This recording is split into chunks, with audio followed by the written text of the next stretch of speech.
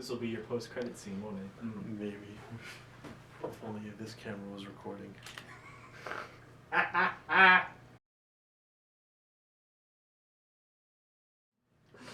excited. I am too! I'm very excited. Yeah. Hi, welcome. Welcome to Provoke. I'm really excited. This is a special episode. One, this is like the whole idea which the show sparked off of. Yes. I'm going to be talking to people about their lives and about Jesus and what they think of him. Which is crazy. It's amazing. And today I have a very special guest. This is my friend TJ. Hi. We go to school together. We're both theology majors together. That's how we met. Yes. So, who are you? What's your hobbies? What do you like to do? So, okay, so I'm a theology student, which is crazy. That's actually something that I really like. Just being theology, I remember loving Bible study and then getting involved with Bible study and then starting a Bible study. It just continuously got more and more interesting for me, and that's something I really liked. Just because I think it's just wild, some of the stuff that's in it. Yeah. Because the thing that we don't think about is how it really applies to our lives until we read it and we're like, wow. This has a lot more to do with me than I thought it did. Exactly. Yeah. Like, you have to be in the dirt. You have to be in some real stuff. You have to be at whatever you consider to be rock bottom. Mm-hmm. And then when you read something and you're like, so is that where you say that this choice of life, where you're going into theology to become a pastor, or whatever field you're trying to go in, I guess pastoral ministry, yeah. Is that, do you think it started because the Bible, you're like, this is interesting and I like this and I want? Where would you say that started from? I think it honestly started from watching others. So I had a lot of mentors, spiritual mentors. I grew up on a youth camp, and so every summer we would have a whole bunch of pastors come in and speakers and stuff like that. And these different people would say amazing stuff. And so I learned to listen to them and what they were saying. I started taking notes when I was very young, like 12, and I wanted to understand what they were saying better. And so I gave my first sermon when I was 13. I should say this, during this time I was actually looking for a huge sense of purpose, because that was something that I just felt like I didn't have. Sure. I could see others who had really clear talents, but I couldn't see that in myself. Yeah. And so not having something that makes you special is difficult. And so in trying to find that, I listened to what others did, and I tried different things, and one of them was preaching. So I wrote the sermon when I was 12, I gave it when I was 13. And after that, like, I continuously gained more opportunities to preach, more experience, in a sense that gave me this sense of talent. Yeah.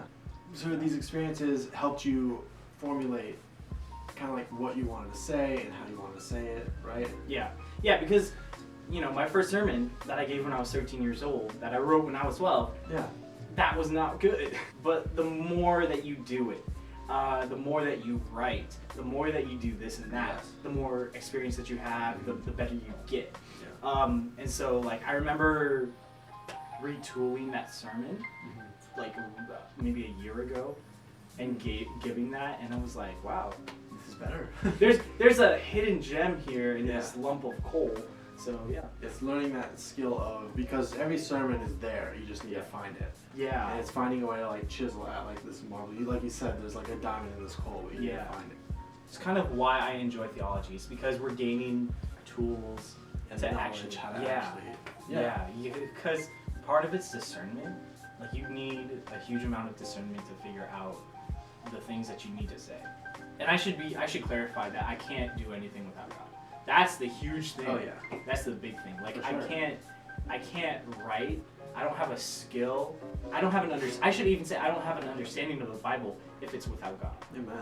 And so, like, in writing, in just reading the Bible, you have to pray.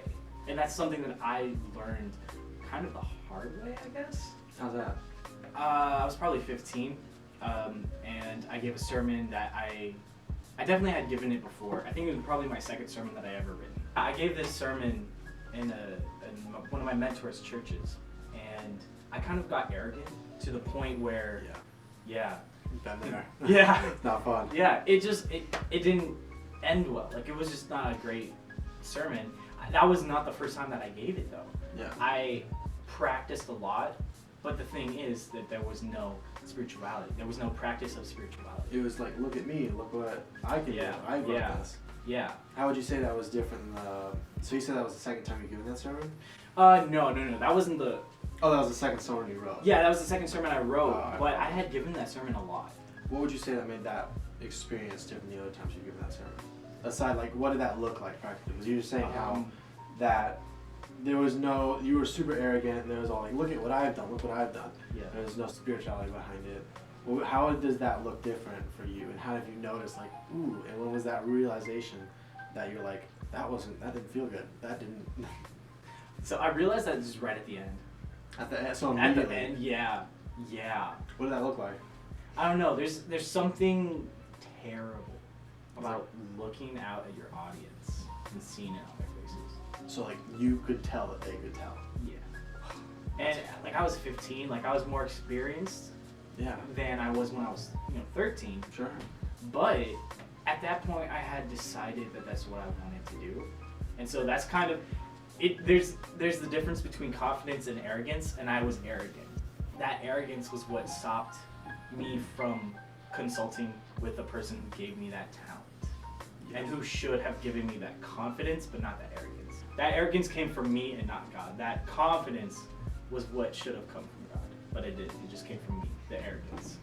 So for the majority of your spiritual life / life, have you found yourself to be more of like an arrogant person on that side, or has there been moments in your life where you're like, oh, this is definitely like off basis? Or how would you say, like, what is the one defining feature where you're like, this is something that, this is me in a sense? Not saying that you're arrogant. I know TJ, he's not arrogant, he's actually very humble.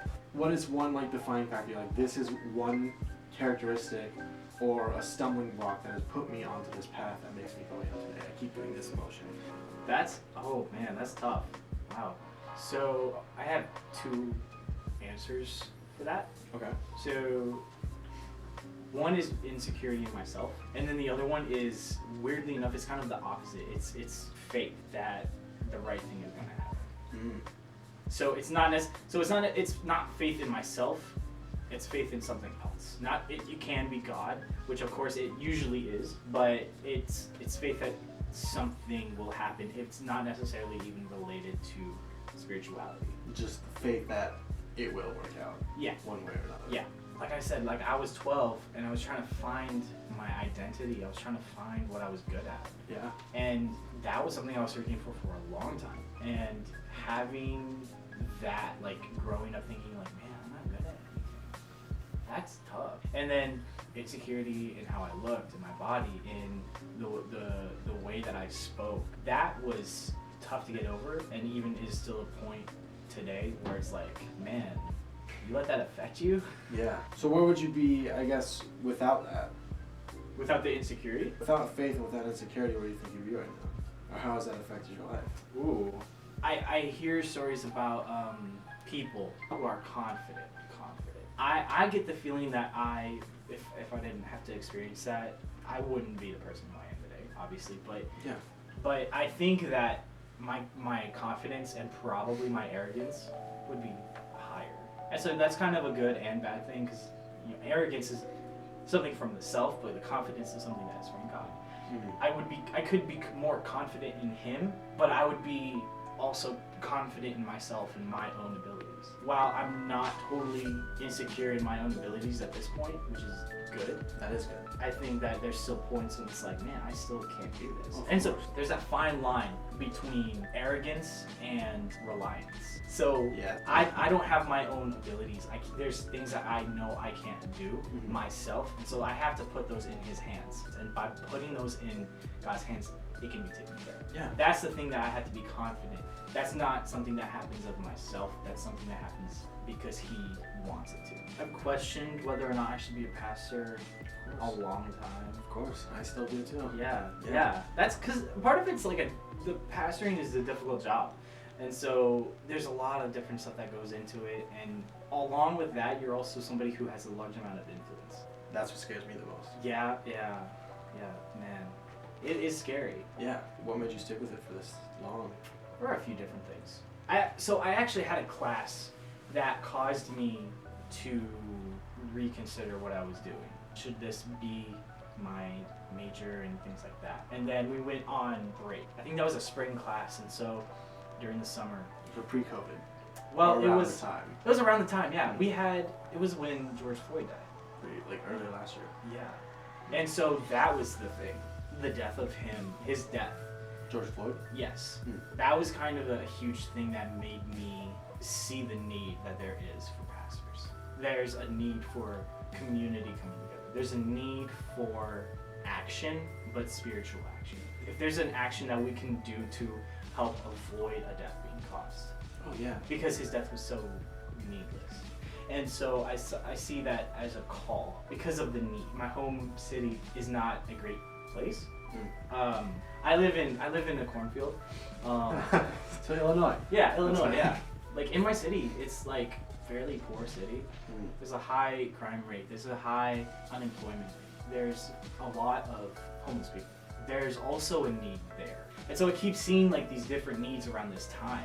So there's George Floyd, there's the people that I'm with. Because I was at home during break and this all happened. Yeah. And so I'm actively seeing these different things that are happening and it's like, wow. I said before, I have like a whole bunch of spiritual mentors. And one of them pointed out to me that something that Isaac Newton said was, where the needs of the world lie and your talents cross, that is your call. And so it's like, what can I do as a pastor to help with these needs that are not being met? With that, it's like, wow, I know kind of what I need to do. And so with last semester, going back into it last semester was like, okay, so now I kind of know what I need to do, but I don't know what I need to do to get there. I'd like to apologize. We are now on the good mics. Yes. Back to you. Okay, yeah. Getting to the point where it was like, I know what it is that I need to do, it took time. Yeah. Getting to the point of like knowing what happens in between that took a little bit more time. I read this book called Blessed Are the Misfits. I will not stop talking about it. If you watch this and you've heard me talk about it, I don't care. I will talk about it till I die because it's an amazing book. Who wrote it? His name was Brant Hansen. Part of it was also like some more need, but it gave me a sense of what church culture is like. I could repeat a story that he tells in that book, but you should really go. Yeah, read it for yourself. Go read the book for yourself. Read the book for yourself. Yeah. I still haven't read it, so I'll read it too. Yeah. I'll post about it on my story or on my Instagram once I get on reading it. 10 out of 10 would recommend. So when all this is happening, a lot of times when people see things like we all know the world's evil. We know it's an evil place. We turn on the news. That's literally all they shove down our face. We go online. Oh, another mass shooting. What was the part where you were like, this people are hurting and it is now my job to help some of that and introduce Jesus into that world? Seeing somebody who is holding a sign, a cardboard sign, the thing that we do the most is look away and try to ignore it. Yes, sir. And so that is the thing that I have done. I'm not trying to say that I haven't because I've I done have. it too. I've done it too. You're lying if you said you haven't done it. Mm-hmm. I see that and it's like there's something that has to happen here because this is a real person. This is a human that God has created. And that's the same thing that I thought about George Floyd. Like George Floyd was a human that God had created. When you look at it in the eyes of that, like you see that God's creations are being affected in a huge way. There has to be something that's done. It took time to figure that out, like figure out what should I do? And I'm not even saying like I have it all figured out, but it's slowly coming together. So what about now?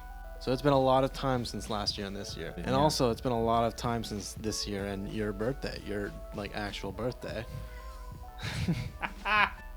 Since then, I've just kind of been growing in confidence because it's one thing to know like, wow, I should be doing this. I should be doing something about this. And then it's different to know like, I am doing the right thing and I'm doing what God is calling me to. How are you growing in confidence?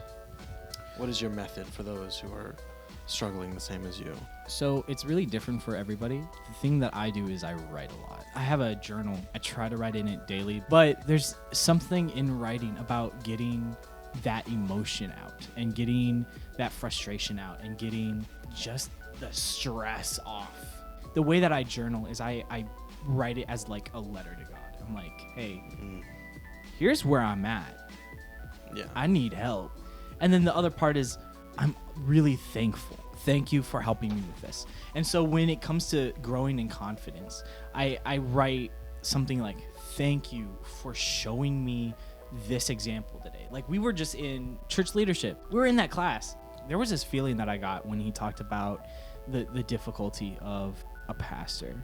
The thing that he said was that there will be people who go to you with things that maybe you don't want to hear. I hear that and I'm like, the emotion that I felt was kind of burning inside, because I grew up being somebody that people would talk to about their issues. The thing that I had to learn with that, man, it was tough, because I felt like when I was younger, I felt like I was the person that people would go to talk to, but I couldn't. Nobody would ask to talk to you. Yeah. How are you doing, TJ? How are you doing, Yeah. Gavin? Nobody cares. Exactly. I think that's kind of off topic, but that really kind of does show who your real friends are. Do you think that when you got to where the point you're at that now, yes.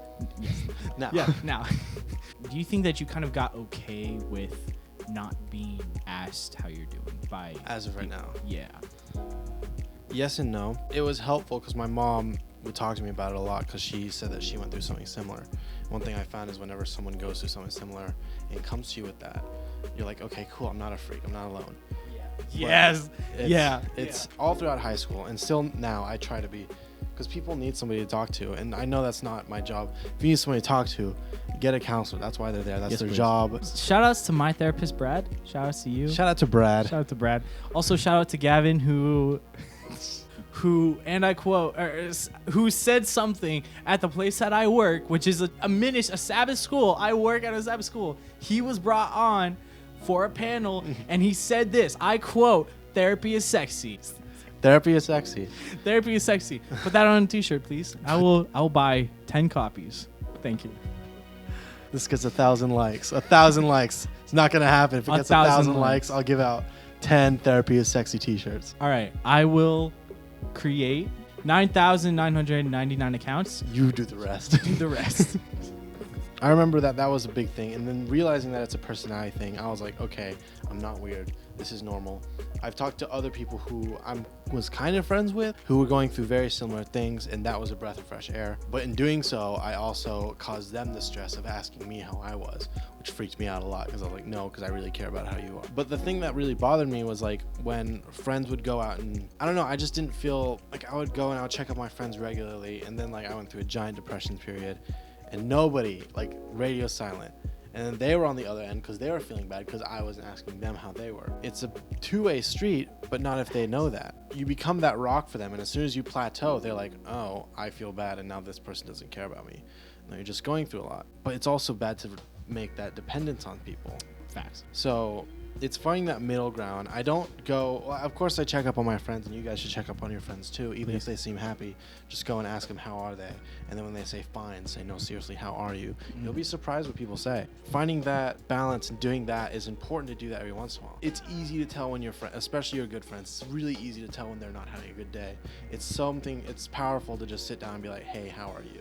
Finding that person to bounce back, whether it's a parent, whether it's a friend, whether it's a pastor, is good to have. But it's also important not to have that as a replacement for who we should be truly talking to and giving our cares to. What's your experience with that and your thoughts on that? Oh, dude, I really went through the same thing, but I think the time that I went through the most of that was my first and second semester here. I think part of the reason why I kind of dropped off was because I was in a relationship, but I was in a codependent relationship where I was codependent on this person. Oh, and so and so I got into a regular habit of talking to this person every night, which is good, but it's how you do it. It's exactly, and I was doing it wrong. That was part of it. What does that look like? If you don't mind sharing, sorry. Oh, I'm just thinking about all the dumb stuff I did. Okay, don't text all the time. A good thing to do is find another friend. Find another friend, yeah. What does that mean? What does that look like? Just find another person. You're like, yo, you're pretty cool, and we relate. Okay, I should say this. A big thing is realizing who your real friends are. So with the friend group that I had the first semester, I kind of dropped off because like the relationship and because of work and classes, like they really drained me emotionally, Sure. spiritually, physically. I was dying. And so when I was not seeing my friends, it was like, wow, you guys haven't texted me, you guys haven't checked up on me. I'm glad to see you care about me too. You know? Exactly. And so I should say the semester that I met you was the one that really helped, because I met you, I met a whole bunch of other people, and I really was able to spend time with people who I know are my real friends. That's the biggest thing. That helped me grow in confidence and spirituality even, because surrounding myself with spiritual people was great. That's kind of the big thing that pushed me into being confident that I'm doing the right thing. So for people who are introverted like you, what would you suggest to helping people? This is how you find people who actually care about you and who are your real friends. Depends on how introverted you are. But I think branching out is really important. The lesson that I learned is not to have a friend group, but have friends. Yeah. What does that look like? And what do you mean by that? Right now, I don't think any of my friends consistently hang out with each other, but I'm okay with that. Being reliant on that group is huge. That's a huge issue. Yeah. And that's definitely something that I felt.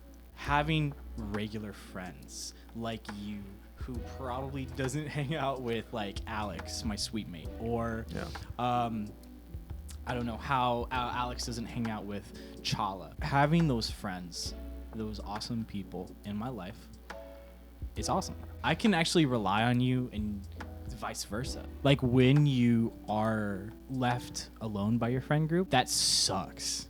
That sucks. If you've done that, shame on you. Just realizing that they don't care enough to reach out, like text me or something like that, that sucks. And that's some heartbreaking stuff. But the good news about that is that it grows character. Cliche pottery breaking to paint it back with gold. Oh, what is You that? know what I'm talking about? I know what you're talking about. Yeah. Yeah. What? Kintsugi? Kintsugi. It's like a scandal in the art world. You know what I'm talking about, Daniel? Ancient pottery breaks. It's old. You're going to drop it. Something's going to happen to it. It breaks. But people have started building it back with gold to help the pottery stay together instead of like regular glue. Like molten gold, yeah. The scandal comes in where people are taking these really old pots and are intentionally breaking them and fixing them back with gold, because the gold makes them more valuable than what they were initially. Yeah. It symbolizes like the pottery. The pot is the person. You might be valuable now, you might think you are, but it's not until you get truly broken down that you can be built back up into what you actually are. The other part of that is when you are broken, you become more valuable, but you can also see those cracks that made you broken. And so because of those cracks that other people see, they're able to gain from that. They're able to gain value from that themselves. And I think that's amazing. Part of me is okay with being the person that people talk to, because I know that I have my close circle that I can also rely on. And part of that is God is being in my close circle, because I can't, like, I keep going back to reliance, but I can't be a pastor without God, and I can't listen to people's issues without God. So saying God is in that close circle with you and your friends. Okay, I'm going to show my bad theology here for a little bit, but it's like this Big Sean line where he says, I've been talking to God like that's my therapist. That's basically it. So what does that look like for you? How do you do that? For me, it is a lot of writing. It is a lot of arguing with God too. There's days when I'm just like, I'm at the lowest point that I can be at, my breaking point. I'm stressed out. I can't handle it. And so arguing with God is like talking to a brick wall in a good way, because God is set in his own ways and he's not going to change. But it's also good for us because we need to get that negativity out, and by just saying it to God, like, just, hey, I'm stressed, my church is wild, I don't know. Talking to God is like talking to a brick wall in a good way. Yeah. That is a statement. That is a quote for the ages. What do you mean by that? Yeah. So God is so set in his ways because we're the ones who have moved from one place to another in another direction or something like that. Because we can be assured in that what we're doing is right one day, and then the next day we could break emotionally and spiritually. And then God is there like, dude, I'm right here. And I'm not moving unless you move. I'm following you. And then the other thing is like, yeah, you're where you're supposed to be. As a brick wall, he's not going to get broken down. He's staying right where he's at. It's us who's moving around. Exactly. And so by facing him, it's like there's kind of no use in arguing because he's like, oh man, I'm going through all this and this and this. Can you please make it easier? And then he's there. He's like, just calm down. Like, you can get through this. I will carry you through this and get you through it, and you will become better for it. Everybody's got that verse, I feel like. What is your verse? This is like the first one that really spoke to me. It's Proverbs 1:5. Let the wise hear and increase in learning, and the one who understands obtain guidance. To me, it's like just the wise just don't stop learning. They stop talking and they start listening. And that's how they gain that knowledge. That's how they gain that understanding. And that's the thing that spoke to me. I like that. Thank you for coming on the show, dude. Thank you for having me on the show. there This is any- crazy. It's surreal, dude. I'm excited for this episode. This is the point of what I want this to become. Original thought is that people can come on, say what they want, speak their mind, be like, hey, God's pretty cool. Or, hey, I don't know how I feel about him. And be raw and uncut. And I think you've been a perfect first guest. Thank you. And I am so excited to see where this is going because it can only go up from here. That's facts. Thank you all for watching. Is there any closing statements that you would like to leave all the people watching with? Be confident, not arrogant. Be confident in God, confident in yourself, but not arrogant in yourself. Shout out literally whatever, anything you want. My Instagram is a reference to a Kanye West song. It's Back to Wearing Knockoffs on Instagram. Yeah, that's it. That's all I have. I don't have Twitter or Facebook. That's it. Subscribe. Subscribe.